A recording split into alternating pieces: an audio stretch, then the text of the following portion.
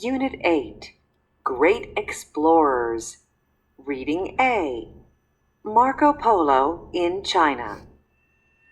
The Polos, Marco, his father Niccolo, and his uncle Maffeo, had been traveling for 3.5 years when they finally achieved their objective, a long-awaited meeting with the powerful Mongol leader Kublai Khan.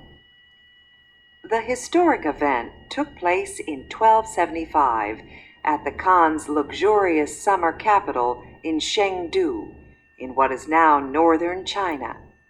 Kublai Khan was surprisingly informal as he greeted his tired guests. "Welcome, gentlemen. Please stand up. How have you been? How was the trip?" Marco Polo's trip had, in fact, started more than 9,000 kilometers, 5,600 miles away in Venice when he was just a teenager. His father and uncle already knew Kublai Khan from a previous visit 5 years earlier, when they had spent a short time in Chengdu. On this second trip, the Polos stayed for 17 years before they returned home. They made themselves useful to the Khan and undertook various missions and tasks for him. It is likely that the Khan considered it an honor that these Europeans, who were rare in China, had made this extremely difficult journey, and he took the opportunity to make good use of their skills and knowledge. While he was in the service of Kublai Khan, the most powerful man in people and in lands and in treasure that ever was in the world, Marco Polo was able to learn and experience many things that were new to Europeans. In his travel journal, he wrote that Kublai Khan's palace was the greatest he had ever seen. He admired the Khan's recently completed new capital, Daidu, whose streets were so straight and so broad.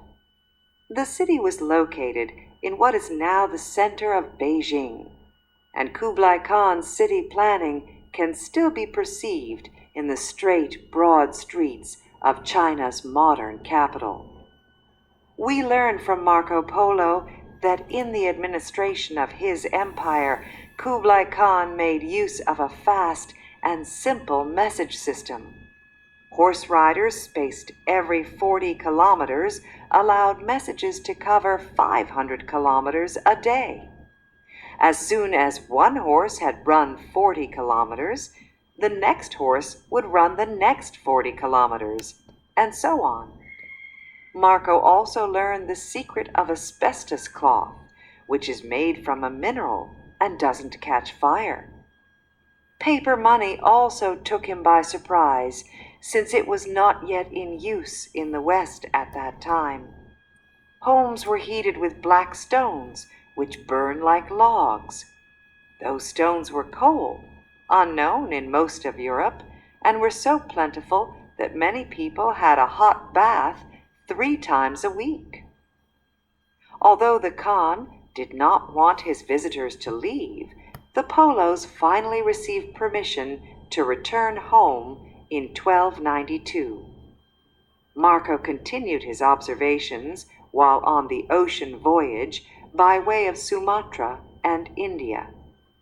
After he returned home, Marco completed a book about his trip, full of details about his amazing cultural experiences. It was probably the single greatest contribution to geographical knowledge ever made to the West about the East.